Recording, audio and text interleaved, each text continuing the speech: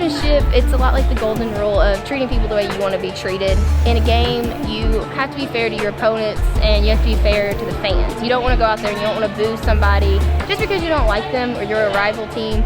You want to play fair and you want to make sure that you represent yourself and your school in a way that you want to be seen.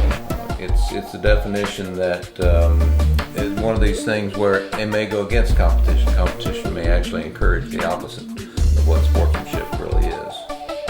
I feel that sportsmanship is the way you respond to other athletes during competitions, during games, whatever the sporting event may be, how you conduct yourself. It can be in a positive manner, it can be in a negative manner.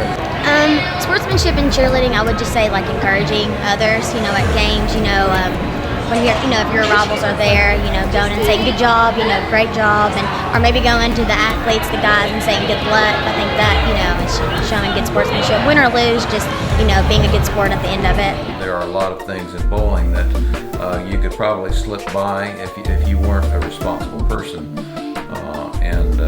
Our teams are all the players are very good at abiding by the rules. Sportsmanship outside of cheerleading is basically the same as it is inside. You have to treat everyone with respect.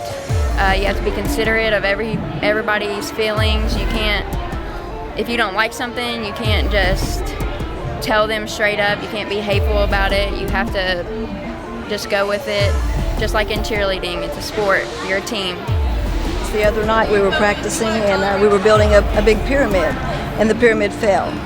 Well, one of the athletes, one of the girls, climbed out from underneath the pyramid and she said, "That was my fault."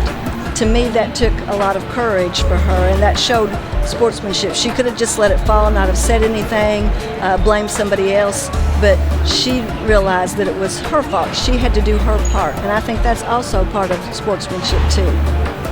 Outside of sports, for sportsmanship, it definitely applies to your everyday life. Getting ready to graduate, I've had to think a lot about jobs, and I've noticed being in job settings where they're more serious that you have to get along with people. Even if you don't get along, you have to figure a way to work out your differences and get along. And I think that relates a lot to sportsmanship because you have to be fair and you have to be understanding of others, but you also want to treat other people the way you'd want to be treated. One of the big things about sportsmanship is it's not just for something here and now. There are so many opportunities for a person to not act in a responsible way as in good sportsmanship. And that is something that will stay with you. And it's not just here and now what you see, but it'll go with you. People will remember those things. So it's very important to get that now.